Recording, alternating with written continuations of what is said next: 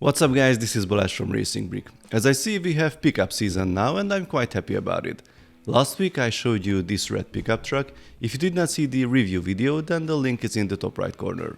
Today we will have another pickup truck, but a very different one. It is Technic, it's orange and it's a Raptor. The Ford F-150 Ford F-150 Raptor. The box is surprisingly small, it has actually the same size as the one of the red pickup truck. For comparison, here is the box of the Ferrari 488, noticeably bigger. I already made a video about the set where I talked about all the details visible on the box and on the press photos. If you are interested, the link is again in the usual place.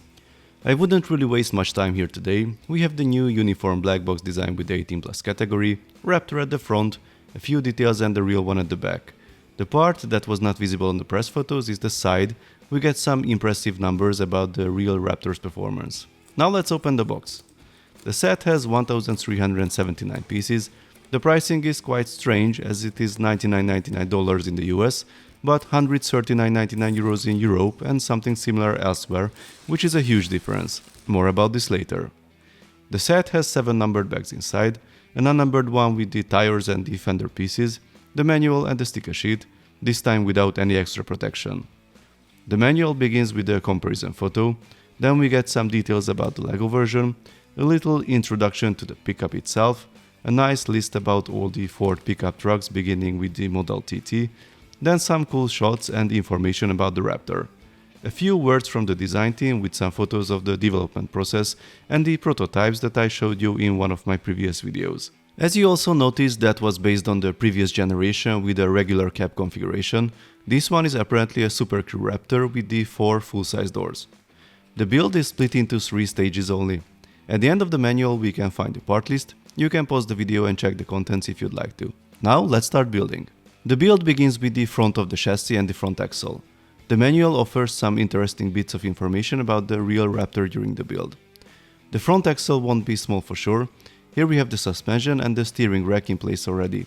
Eagle-eyed viewers can already discover the disturbing lack of certain parts that will soon become the biggest flaw of the set. Here comes the V6 built with the classic engine parts. It's nice to see them being used where the scale and the available space allows. No V8, but the 2021 Raptor does not offer that option in reality, so it's not a mistake. The build is easy and straightforward so far, nothing complex or even particularly interesting. With a few added gears, the steering will bypass the axle driving the fake engine. After this stage, we'll move to the middle section. The first unusual move in this part, a 13 module long beam with a half stud beam added. I wonder what it will hold. Time to join the 2 sections and attach them to each other with a few beams. This is how the build looks like at the end of bag 1. We start building the rear axle and here is the C-shaped ball joint piece that was apparently updated, but the design ID did not change, which is interesting. You can see the same piece in Dom's charger. The section that connects to the ball joint was made thicker and stronger. This is an interesting way to build the enclosure for the rear differential and axle. The build was symmetrical so far, but from this point you need to pay attention to the orientation of the differential. The rear solid axle is taking shape with some interesting part usage here and there, and here comes the suspension with soft springs for the rear. Time to attach the whole setup to the chassis and connect the differential to the axle driving the engine. The setup looks nice with some suspension travel. We'll see how it works. The flip-flop beams are becoming quite common in Technic sets. Here is the 50 module long version.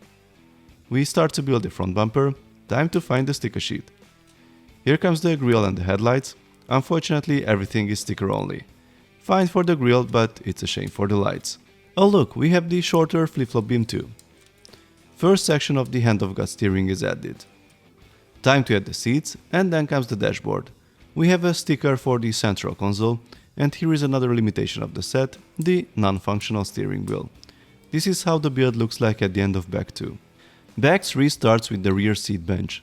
Then we start building the roof, and this is the first appearance of the new 3x7 panel in orange. The roof is ready, time to add the hand of God knob as well. We seem to get quite a lot of important stickers for these side steps. Here comes the rear door first, very simple build with only a few parts. The front one is not much more complicated either. The next item is the hood, and the first thing to apply is the interesting partial sticker for the panel. Not sure when did I see something similar the last time. This little panel piece in the middle is new in orange, just like the long panel fairing. After the hood we add the A-pillars, and then comes the front fender with the fender flares in black. It's funny, the last Technic set that had this L-shaped piece was another orange one, the Corvette. The assembly with the rear fenders is a bit tricky to connect, but at the end of the day it works.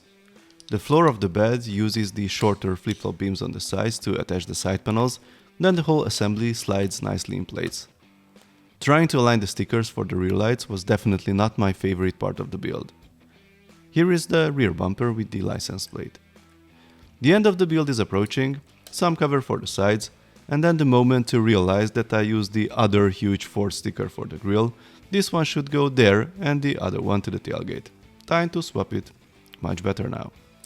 The mechanism of the tailgate is actually quite nice with those balls, works very well. Only a few things left to add, like the fat B and C pillars and the rear view mirrors, and after putting on the wheels, the Raptor is finished. Let's talk about the visible details first. I like the overall look, the bold orange color really grabs attention. The big Ford logo at the front and at the rear makes it quite easy to identify, no problem with that, just make sure to check which one goes where. I also love the fender flares, probably one of the coolest new pieces around. There are some places where the Technic and system pieces are mixed well, like the recreation of the iconic front door line. The interior is okay, we have nice seats, a dashboard, and the bed with the cover looks good. Now to the sections that are less nice. As I said, I like the front door, but the B and C pillars look out of place with the system piece usage. From certain angles they are fine, but from others they seem to be way too thick compared to the real ones for me and just look wrong. I think the solution we could see on the blue prototype looked much better. By the way, I have another video published about that, more details available in that one. Then the front section of the hood, similar to the B and C pillars. From this point of view they are okay, but from here the parts with different width look weird. I have to go back again to the prototype. That bull bar not just looked good, it helped to hide the challenge with that hood section. Those holes next to the hood are also disturbing. One of the biggest pain points for many about the look, the lights made with stickers only. I would definitely prefer big build lights, but those fall off easily during playing. But it is an 18+ set for display, isn't it? Well, more about this schizophrenic situation in a minute. About the wheels, they look okay-ish, but I'm not sure this design was the best choice here. There's something weird about the roof as well, not sure why these two holes are there. I mean, I understand the part usage, the steering axle needs some support to stay aligned if we remove the hand of God knob, but there are so many other ways to make something similar and also fill those gaps. Now let's see the functions. The highlight of the set, hand of God steering is back. The knob is also easy to remove if you prefer the clean look, although the remaining red piece is quite disturbing. On the negative side, this means the functional steering wheel was sacrificed. We have 4 opening doors, opening hood, opening tailgate, so far so good. I especially like the mechanism of the tailgate, holds well and works flawlessly. There's independent suspension at the front with hard springs and a live axle at the rear with soft springs. This setup is quite bouncy at the front, and although the rear does not have much travel, it gives an impressive range of articulation, looks very nice. There is a V6 under the hood using the good old motor block elements. I'm sure this makes a lot of people happy. Why not V8? Because the 2021 Raptor has a 3.5 liter twin turbocharged V6. There are rumors about the V8 for 2022, but that's not this model. As you could see during the build, the engine is driven by the rear wheels only through a differential, so sorry but no 4-wheel drive here folks. Yeah, let that sink in for a minute. This is a Ford F-150 Raptor. The regular Ford F-150 has a rear-wheel drive variant, but as far as I know the Raptors have 4-wheel drive only, because that's one of the key features, right? So why was this pretty important feature excluded from the LEGO version? I don't think it would have been that difficult to add the central differential, front differential and connect both axles with the fake engine. No need for the 10-speed gearbox, nothing fancy, just to symbolize the 4-wheel drive. This is quite similar to the Zetros. That one could have been a much better performer with portal axles, but since the original does not have them, they were not included. Now here is a high-performance off-road truck that does not have one of its key features included. Additionally, here's why I said that the set is quite schizophrenic with the 18+ badge. This is a Technic set, and as such we accept functions, and in exchange we accept that the look is less accurate than a Creator Expert set. But this one is similar to the Technic Ferrari 488, an okay-ish Technic shell with only the very basic functions, nothing more. Even the rally car had more functions. And it's 18+, people expect it to be more complex than the 16+ sets like the Lamborghini or the Big Red that was only 11+. Well, as we already noticed, this 18+ category is clearly aimed for casual builders, which would not be a problem by default as diversity in the product range is good, but then I think we would definitely need a different label on these because 18+ totally breaks the whole age rating system. Additionally, so far the 18+ sets were clearly display pieces, but here we got the Hand of God knob back, so who is the target audience again? And if it is a display piece, then why can't we have at least a few more details, like the lights and so on? For me it seems that the Raptor tries to be a jack of all trades, but unfortunately does not succeed.